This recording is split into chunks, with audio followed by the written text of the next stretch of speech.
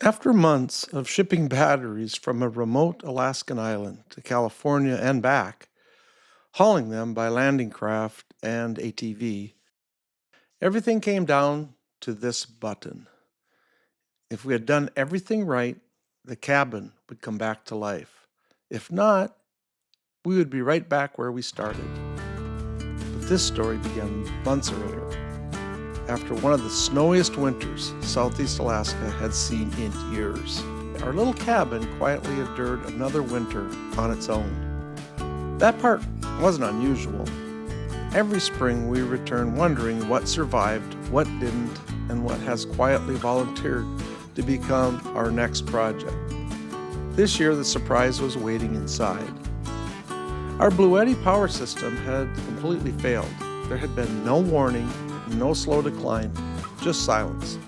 The batteries refused to wake up no matter what we tried. I could relate. But unlike the batteries, I wasn't under warranty, and luckily for me, and to my knowledge, Darcy wasn't shopping for a replacement. Fortunately, the batteries were still covered, under warranty.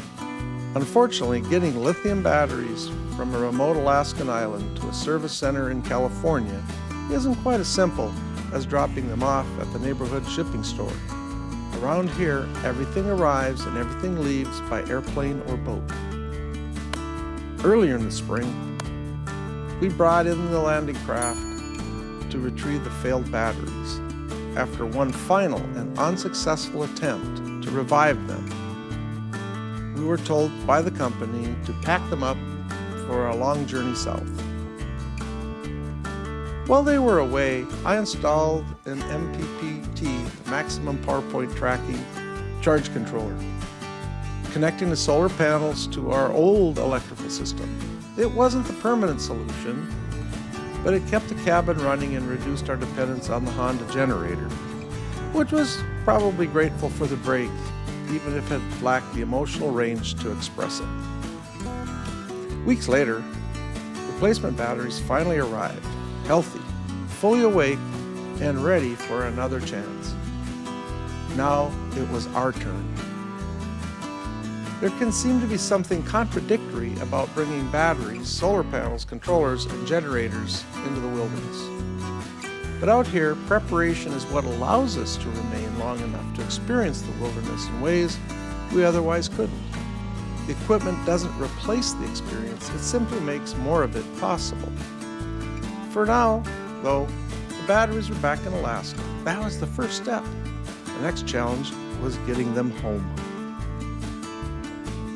Like most things around here, that meant another trip by boat. We brought the freshly replaced Bluetti batteries down to the harbor and loaded them onto the landing craft along with a few tools, our weekend supplies, and Yukon, who is not a fan of boats and expressed his displeasure by constantly whining.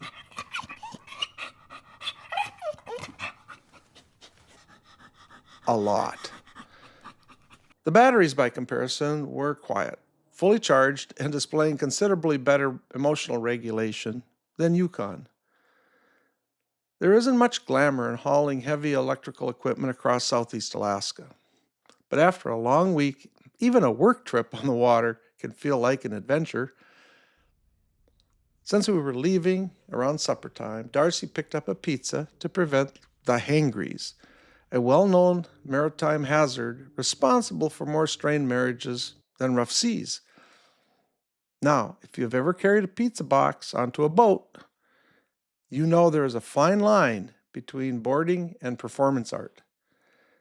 As Darcy stepped aboard, the pizza made a break for it and landed on the deck. It wasn't a complete loss. Some of it had simply become a new form of hand-tossed pizza. We salvaged what we could and ate the leftovers, meaning the pieces that were left over after impact.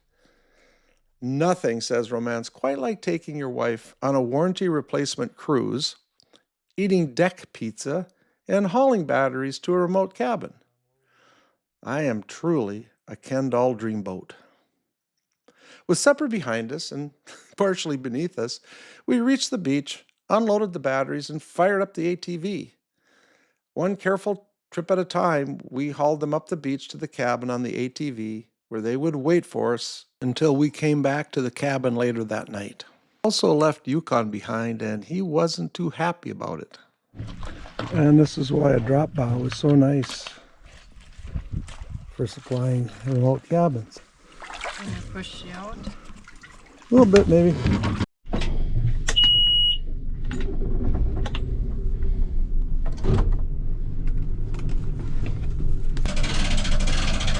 Bringing up the front bow.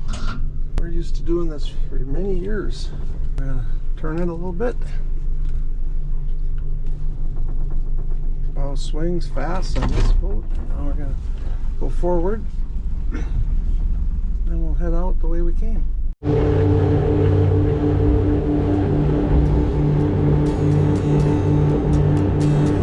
Good job. Just dropped everything off.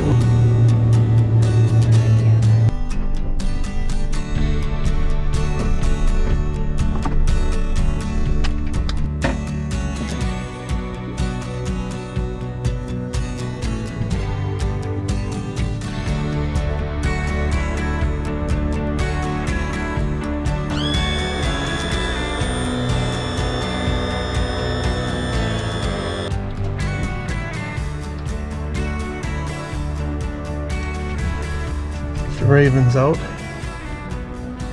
All right. Gonna head to the car.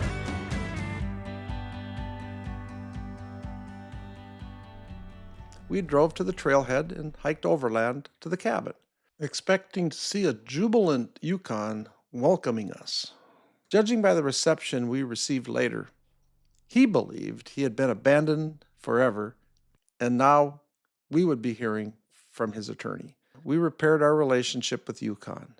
Fortunately, dogs are wonderfully forgiving. A few scratches behind the ears, a little reassurance, and the threatened litigation was quietly dropped. Then we settled in for the night because the real work would begin tomorrow. We sat drinking our coffee as fog settled around the cabin. Mornings like this seemed to soften the landscape while sharpening every sound. The drip of water from the trees, a distant bird, and the unmistakable footsteps of something much larger moving through the brush. When we stepped onto the deck, two moose wandered into the yard. When nature decides to put on a show, you stop what you're doing and enjoy the performance. For a while, the new batteries were forgotten. Eventually, they disappeared into the forest, apparently satisfied that they had delayed the project without having to file any permits. It was finally time to get to work. The new Bluetti system would live in the bathroom where it would be protected from weather, but still easy to reach. Nothing says modern wilderness living quite like putting your power plant beside the toilet. There is a joke in there somewhere, but Darcy warned me to leave it alone. The batteries went into place first, followed by the controller. Then came the less glamorous part of the job, rewiring the generator connections, rerouting new cables, running the photovoltaic wiring through conduit. I had to dig a trench. I had to bury the conduit. I was checking every connection. Then checking them all again because electricity has never been particularly forgiving of confidence. One wire at a time and one connection at a time. Projects like this aren't necessarily difficult because any single step is especially complicated. The challenge is that every small step depends on the one before it, and one careless mistake, especially in wilderness, can turn the power-up sequence into a troubleshooting documentary. Eventually, there comes a moment when you have checked everything twice, stared at it long enough to begin doubting your understanding of electricity, taken a deep breath, and pressed the power button. Lights appeared. The controller came alive. The solar panels began producing power. The batteries started charging.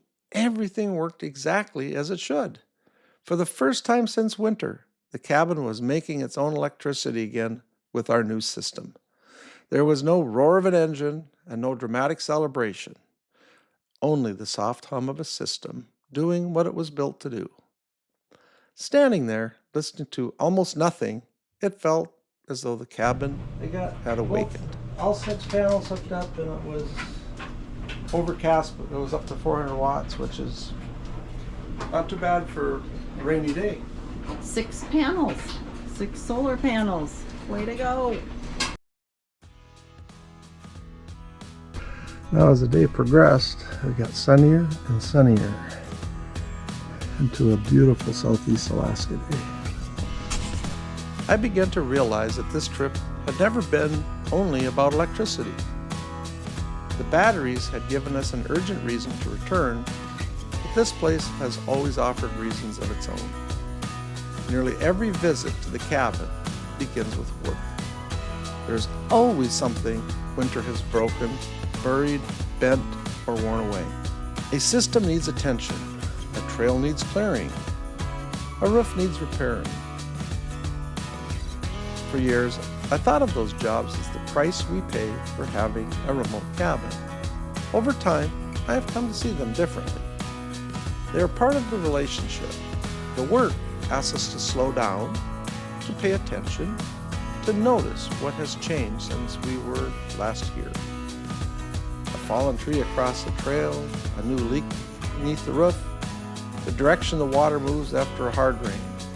This place isn't something we simply arrive at, it's something we participate in. In the day-to-day world, our attention is pulled in 100 directions: emails, phones, deadlines, obligations, and the persistent feeling that something somewhere requires an immediate response.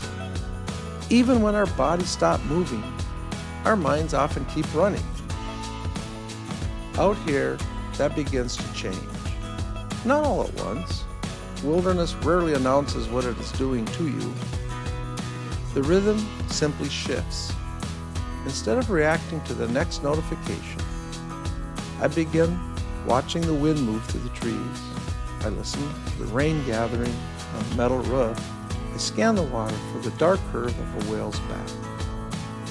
I stop what I'm doing because 2 moose have wandered into the yard, and without knowing it, have become the most important thing on my schedule.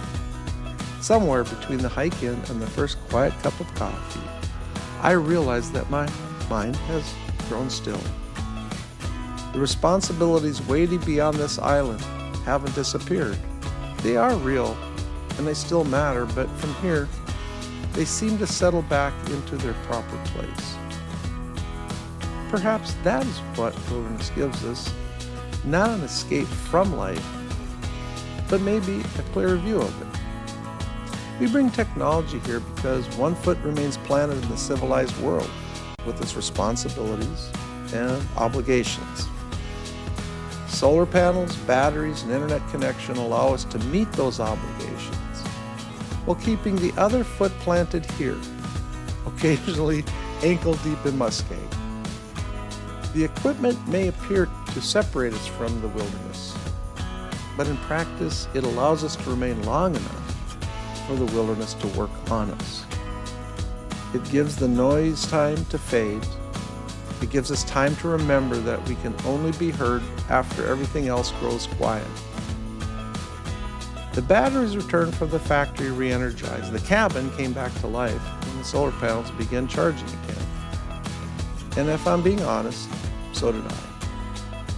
There will always be another project waiting here, another system to repair, another trail to clear, another small reminder that living in relationship with a place requires something from us.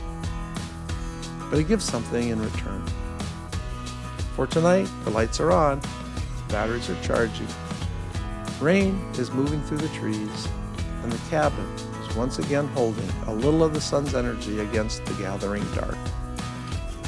And the quiet that first drew us here, all those years ago, has found us once again.